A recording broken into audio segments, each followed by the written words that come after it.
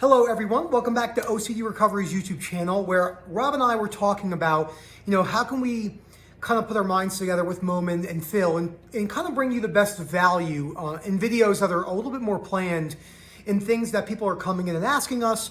And Rob and I came up with this topic called, game-changing tips for OCD recovery. And I have 10 things here I want to talk about. And we don't mean tips as in this is a tip or a trick to change you in the moment, which actually is it's number 7, which says perspective shifts come when you least expect it. And then the 10th one is actually from Erica, from a perspective of a family member, of someone who wanted to educate themselves on OCD and how that really helped my journey.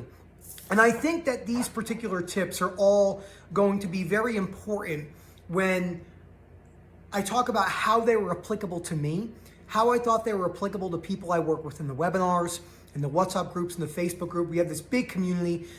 The Facebook group just passed 17,000 people. We have moderators in there, and I know it can be frustrating at times to be called out on reassurance because unfortunately many people are giving us reassurance with the statements they use, such as you're a good person, you're the least likely to do that. Research shows OCD people are the least likely to commit their fears, your thoughts aren't connected to your behaviors, and all these other reassurance statements that OCD sufferers know all too well don't give them the relief that they're looking for. So before I go any further, please subscribe to the YouTube channel, comment down below. We've been getting a lot of great interaction. Thank you so much.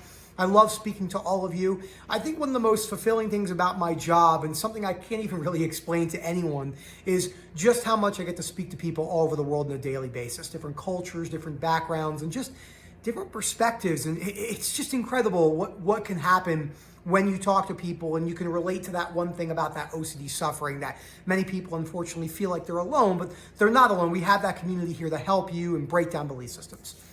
And if you want to learn more about the webinars coming up, we had a great turnout for part 1 of OCD recoveries.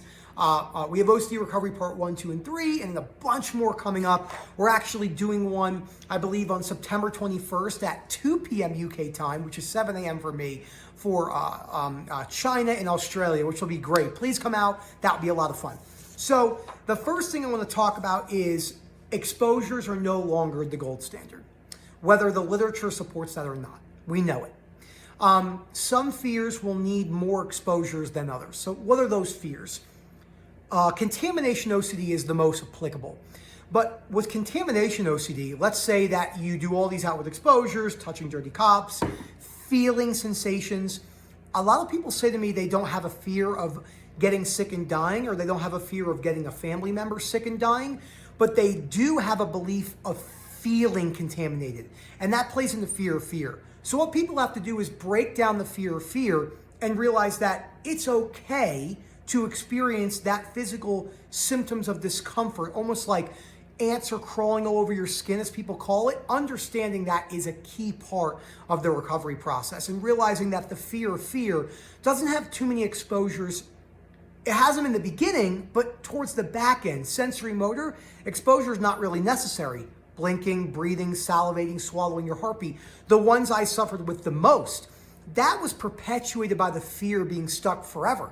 That needed to actually be broken down with disputing and learning the tools from the Ellis books on the reading list, especially the first book, How to Stubbornly Refuse to Make Yourself Miserable About Anything, yes, anything, which can be found on there's Erica. Oh, you come right in. She walked in, she went, because I usually don't do videos here, can down the resource tab underneath OCDrecovery.com. So that's a great book on the reading list.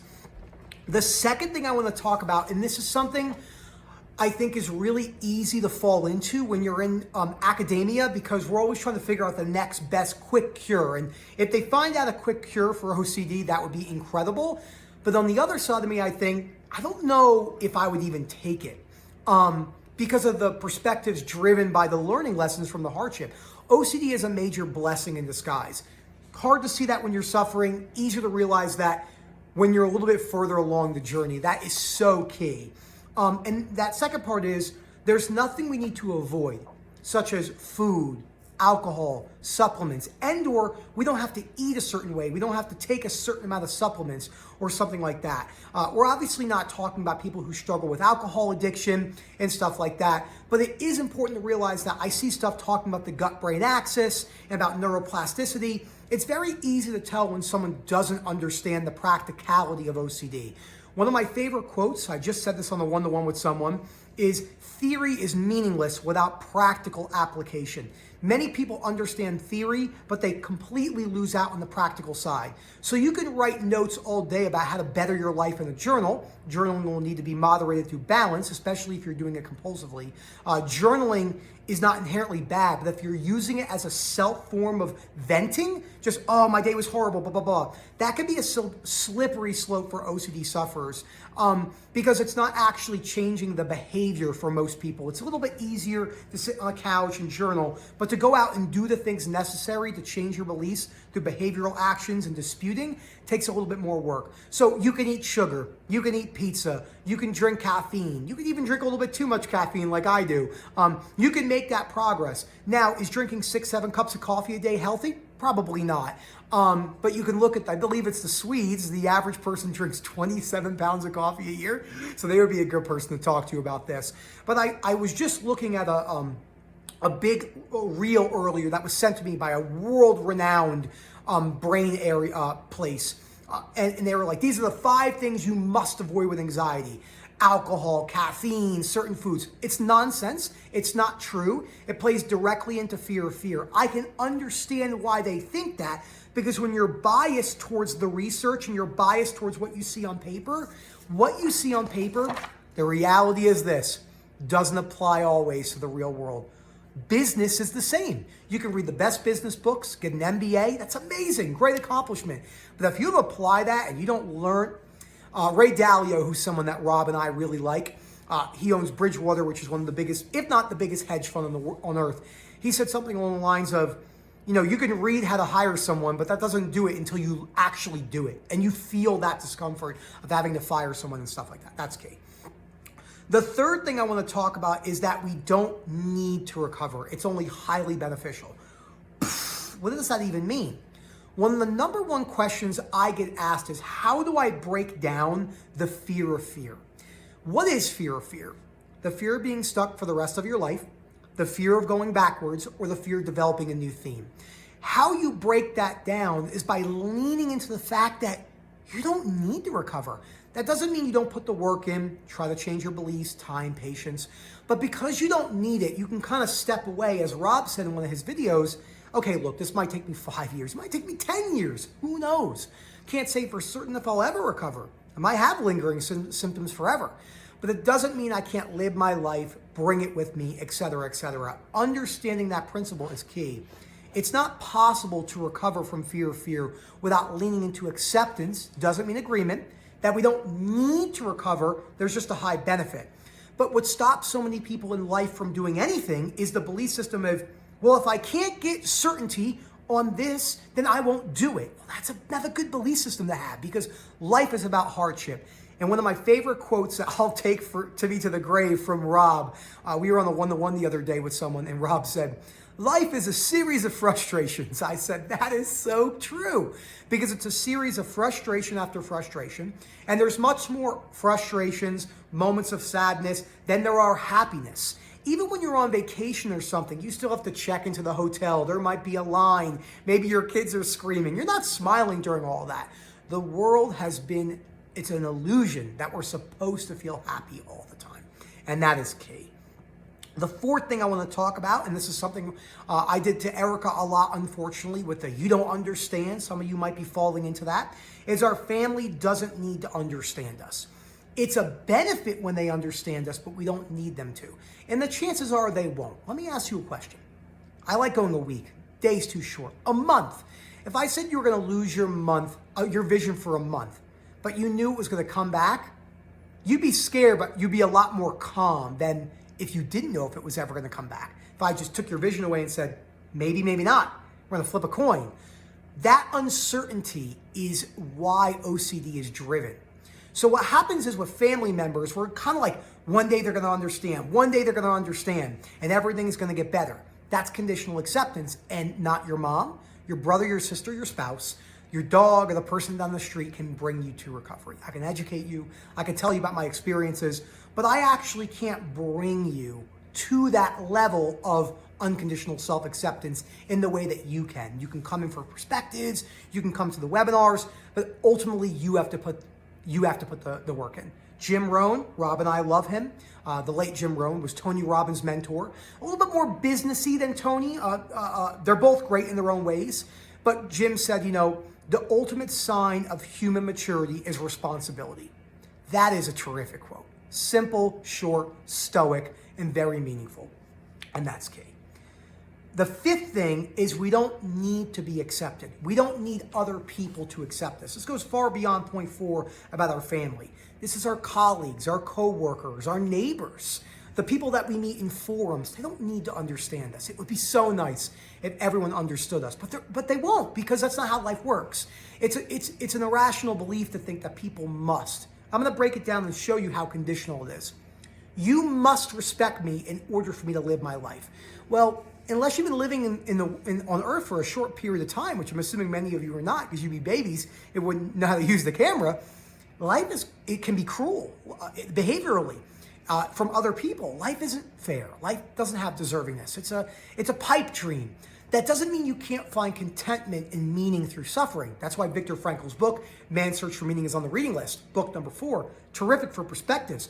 Anytime I would have a flare-up or a life event, maybe something happens in my life, someone almost hits me on the road, I try to think, yeah, but I could be at Auschwitz right now, or I could be under Genghis Khan's rule, or I could be under Commodus, Marcus Aurelius' son. The movie Gladiator actually depicted a really good role of that. They say he didn't actually kill Marcus Aurelius, he died in his sleep. But still, they said how it was in the movie, if you've seen it, he really was like that. I could have been under that rule. I could have been under Nero's rule. Nero killed all of his family, killed everyone. Nero was a ruler in Rome, he just was brutal. And Seneca would try to tell him, this is not really the best thing to do, but he didn't listen. That's just kind of the way how things work, and that's a super important thing to cover. We're not going to be able to get people to understand us in the way that we think. Again, it's a pipe dream. Beneficial, but we don't. The sixth thing I want to talk about is the importance of getting outside, hiking, socializing, engaging in life again. And this plays directly into the lifestyle factors. What are lifestyle factors?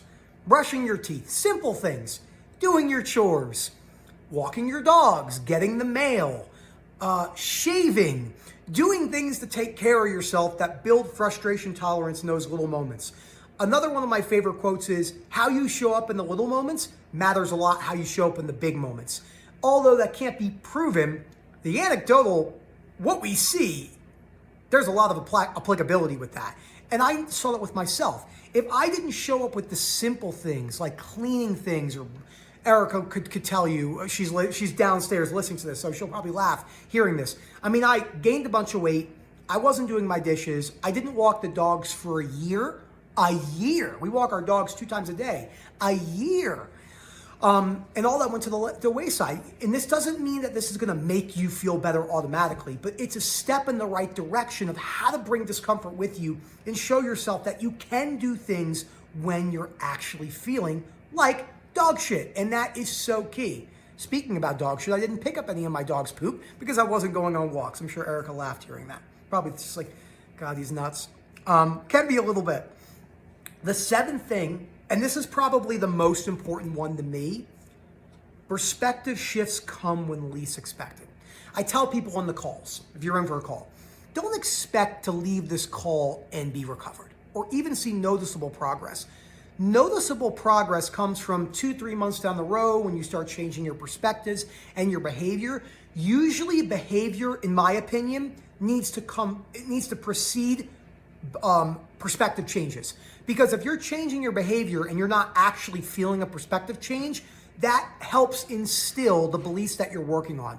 So if you think that going to work is terrible, just going to work after not going for 3 years, it's still going to feel terrible for a while. But that behavioral change can help instill the belief system. They work hand in hand. Exposures are not unconditional acceptance. Doing an exposure for ROCD doesn't change your belief system that getting divorced is terrible. Doing an exposure for contamination OCD doesn't change the belief system that if you accidentally contaminated your mother and she passed away. Those are not connected like most people think. They benefit each other, but they're not actually connected to one another. And understanding that is a key part of the recovery process. It's vital. So perspective shifts came to me when I was out hiking, when I saw a woman at my gym who doesn't have a leg and she's busting in there. I remember I spoke to this one guy who had CP, cerebral palsy, and he was downtown. He was in incredible physical shape, and he had the gait pattern and everything like that. And I said, this is crazy. This guy is showing that he can go out there and change things about his life without needing to. And then the eighth thing I want to talk about is how history is key for gratitude. And this kind of ties into point number 7. And because history is so important for the OCD recovery journey in multiple ways, looking at World War I, World War II, going back in history, seeing how the majority of people lived outside of the imperial rules, peasants, famine, dying young, average age 30 to 40, no teeth, no showering, no clean water. We have areas right now where people don't have clean water. I mean, we live in a really good time period to be alive, the majority. Even when you think you have it really bad, like me, I am in the 1% of the 1% of the 1%. That is a key part of the recovery process. So educating yourself on history is so important for your overall perspectives. That's why that ties directly into point number 7, which again is perspective shifts come when they least are expected. Now let's go into number 9, which is a great point. Wearing anxiety like an uncomfortable coat means wearing all discomfort, shame, guilt, depersonalization, and derealization. Wearing all those uncomfortable feelings as best as you can as you go throughout your day. That's what we mean by that. We mean taking it with you, going to work, going for the hike, walking your dogs, all the little stuff. Remember, OCD is not going to wait for you to get better. So you got to take an attitude of, I'm going to bring this with me no matter what, no matter how long it takes. It's a lot easier said than done in practicality, but you can do it. And that's how you actually start to get better months down the road. Now, you could have your whole life back in 30 days. Me and Paul Little always talk about that. We were back to working. I was hanging out with my wife again. I was playing video games all the time. My wife was just my roommate. But what happened was I still felt like shit for a few more years. That might sound scary, but that's the reality of OCD. Anyone who's giving you a guideline does not understand OCD. Guidelines will never come out of my mouth because there's no such thing as a guideline. Part of the recovery process is wearing the uncertainty of when you're going to get better. Who knows if you do? And that is critical. And the last point comes from Erica. I was sitting on the couch today and I asked Erica, I would like for you to add a point to this. I think it's critical, it's key if you add a point into this video. And she said, just because you don't feel good doesn't mean you don't do anything. Or as I wrote it down, just because you don't feel good doesn't mean you stay inside. And there were so many times where I didn't want to do anything. And Erica would yell at me, get up, go, you have to go. Or I would say, I'm calling out of work. And she'd say, I'm not doing it for you. If you want to do it, grow up and do it yourself. That tough love wasn't what she always did. Erica is naturally very compassionate and empathetic. But what happened was when Rob and her were speaking, he said, you got to show some tough love, which was a life exposure for Erica, because I think many people think tough love means confrontation always, and that confrontation means anger and fighting. Those are complete irrational beliefs. Many people are convincing you to just, if someone says something you don't like, just let it go. And there's a time and place for that. But if someone is continually doing something and you make the decision, the rational decision to confront them, you don't have to yell at them. You could say, hey, look, I noticed you were doing this. I kind of let it go the first couple times, but this is why I think it might not be beneficial if you do that. And that might be met, majority of the time, with animosity and anger. Doesn't mean you have to get angry back. And the reason why Erica's point is so key is because that ties in to all of this, right? Exposures. Get it done, right? There's nothing to avoid, what Erica said. Just because you're feeling a certain way doesn't mean you have to avoid something. We don't need to recover. Go out there and live your life. Bring it with you. That's a key part of building that frustration tolerance. Everything that I wrote down is so intertwined with that last point. And I am fortunate. I have a wife who who learned how to understand OCD, but I didn't deserve that. And just because sometimes Erica would maybe be a little bit too blunt, more than I wanted to hear when I was suffering and crying, it didn't mean that that's what wasn't the best for me in that moment. And that is so difficult for people to hear, because vulnerability can be very hard for people when they think they don't want to have to do that because I don't want to feel any discomfort, right? We're living in a time period where people all want to feel that happy all the time. So thank you so much for watching this video. I really enjoyed writing these ones down. I think these are all key. Remember, those perspective shifts are coming when you're out living your life. So you have to go out, as Erica said, to bring that discomfort with you in order to have a perspective shift. When I'm somewhere and see someone, I remember talking to a woman with cancer in a KFC, a Kentucky Fried Chicken fast food. I said, wow, you know, what's going on? She said, I have stage 4 cancer, I'm about to die, but I'm here to get some Kentucky Fried Chicken. I remember I was suffering so bad when I met that woman, and that stuck with me. To this day, that sticks with me. I think about that every once in a while. So again, if you're interested in the webinars, please email info@ocdrecovery.com. Ask around, come to a webinar, check it out. Let us know what you think. We love feedback in the YouTube videos, in the emails, just seeing kind of what you would like to see changed, or maybe things you want to see us elaborate on. So thank you so much for watching, and as always, have a great day.